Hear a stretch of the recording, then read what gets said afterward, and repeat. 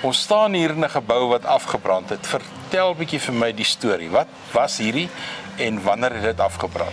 So hierdie was 'n kleuterskool en hierdie kleuterskool het ongelooflik baie mense in Potchefstroom heimwee oor. Hy het eintlik op die ou ende boys baie gevoer van hier af. Een van ons oud aldermanne, een schatting was in hierdie kleuterskool. My wêreld. Ja. En die kleuterskool het ontruim en Brigadier Moodley en Santi Brits het probeer om hierdie te verander in 'n veilige hawe vir hawelose mense. Ja, want ons het nie so 'n veilige plek in Potchefstroom. Ons het glad nie so 'n veilige plek in Potchefstroom nie. Met Red Tape en JB Marks is dit toe nooit goedgekeur nie. Uit die aard van die saak is hierdie gebou leeg. Niemand is geen sekuriteit nie. So dit was baie maklik vir haweloses om net eenvoudig in hierdie gebou in te kom.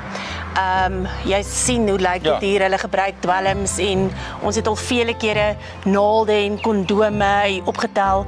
Ons het geen beheer of vrouens en kinders veilig is wat hierheen gebring word nie. Ons het die Luiperds rugby daai kant, ons het die sportgronde hierdie kant. Hierdie sportgronde word gebruik van laerskool tot internasionale atlete wat hier kom deelneem. Wat ons gedoen het is 'n baie bekende en gewilde koffiewinkel in Potchefstroom was bereid om hierdie gebou te vat soos wat hy hier staan, hom te restoreer en 'n veilige koffiewinkel of restaurant hier op te sit. Ons het planne gehad. Ons is deur elke liewe departement wat dit goedgekeur het in JB Marks sodat hulle hierdie gebou op hulle onkoste vir JB Marks kon opgradeer. Hulle wou graag 'n 20 jaar huurkontrak met JB Marks sluit. En die item het gegaan tot in die raad.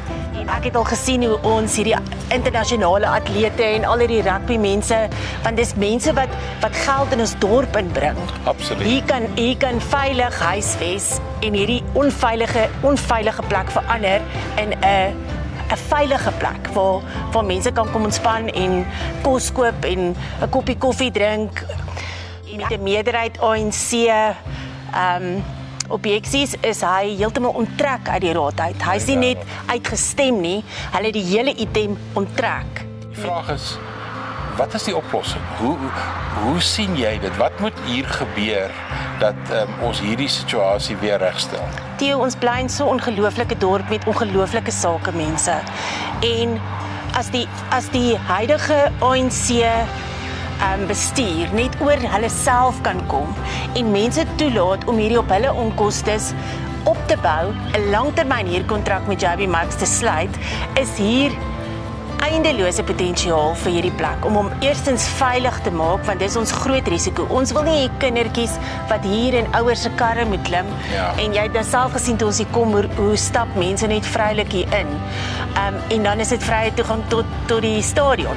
So eerstens kan ons dit veilig maak vir ons atlete wat ons in hierdie dorp wil inbring. En tweedens kan ons 'n kapitaalinspuiting vir JB Marks gee op die onkoste van sakemanne wat graag vir Potch wil optel. So dis eintlik so eenvoudig.